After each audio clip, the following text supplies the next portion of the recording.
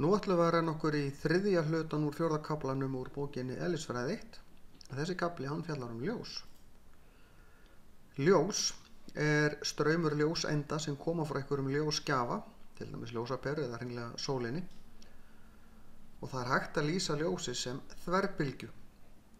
Við greinum liti á ákveðnu rófi frá 390 nanometrum til 770 nanometra, en litirnir mynda síðan regnbogann og það eru hver litur hefur sína bylgjulengd. Þegar ljós lendir á prisma, eins og við sjáum hérna, sést kannski ekki vel prismað, við getum séð þetta hérna get ég hreyft prismað, þá brotnar það niður í litina sem það er búið til úr og það raðast litirnir raðast alltaf í sömu röð eftir bylgjulengdum. Regnbogi myndast á sama hátt því að þá brotnar ljósið við það að fara í gegnum dropa, vatnsdropa. Við sjáum mismunandi liti vegna þess að þeir endurvarpa frá sér mismunandi litum. Til dæmis þetta rauða hérna, það dregur í sig alla litina nema rauðan, endurvarpa rauðum, þess vegna sjáum við rautt.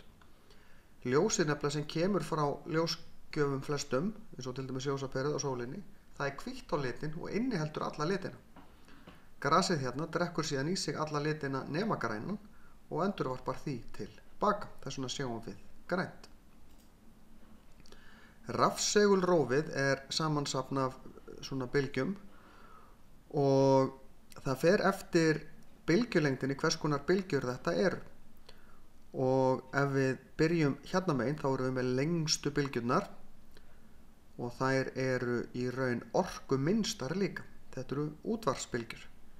Svo þegar við förum hérna niður í minni og minni bylgjur þá komum við í örbylgjur. Þær eru svolítið orkumeiri, þetta er til dæmis í örbylgjófnum.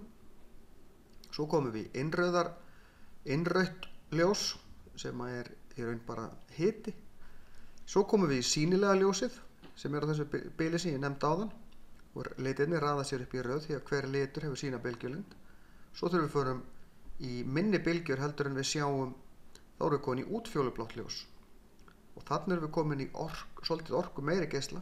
Útfjólublátt ljós getur til dæmis valdið húðkrabbameini. Röntgengeislar eru svo ennþá minni, með ennþá minni bylgjulengd en ennþá meiri orku og geta verið stórvarasamir, sérstaklega við lendum oft fyrir þeim. Þeir geta valdið krabbameini. Orkumestu geislanir með minnstu bylgjulengdina eru síðan gammageislar og það er bara geislun eins og frá geislavirkum efnum og er stórhættuleg, alltaf fyrir alla.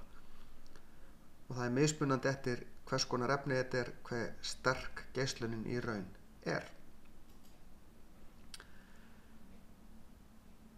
Útfjólublátt ljós getur valdið húðkrabbameini eins og ég sagði áðan, en ósonlagið sem er bara lag yfir jörðinni, það ver okkur fyrir þessari geislun að hluta.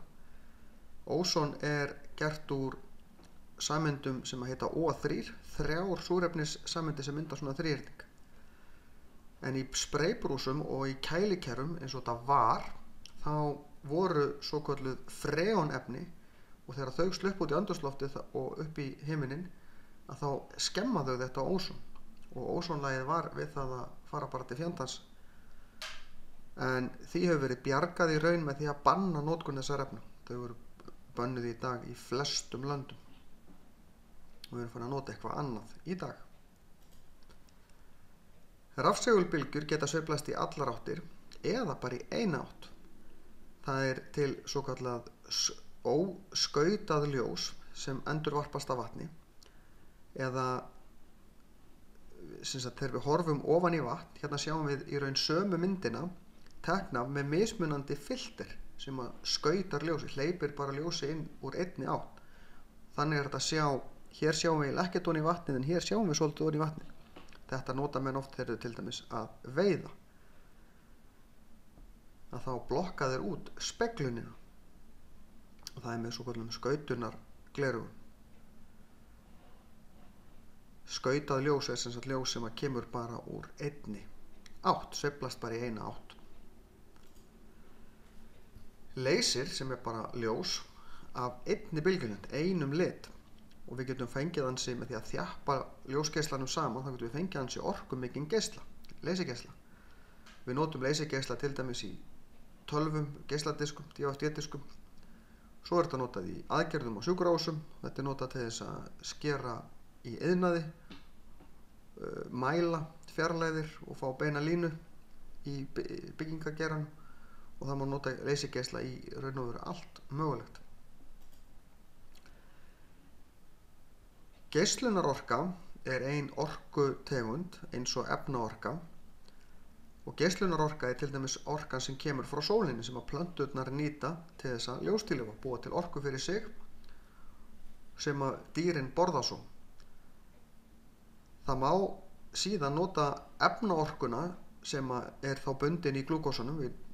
Plantan nýtir sér sólarorkuna sem er geislunarorka til þess að búa til glúkósa sem inniheldur þá efnaorku. Þannig breytir plantan geislunarorkunni yfir í efnaorku. Svo þegar við brennum glúkósanum, þá brennum við þessar efnaorku og getum nýtt hana. Þannig fáum við í raun orku frá sólinni með smá svona millileið frá plöntunum. En þá er þessu lokið.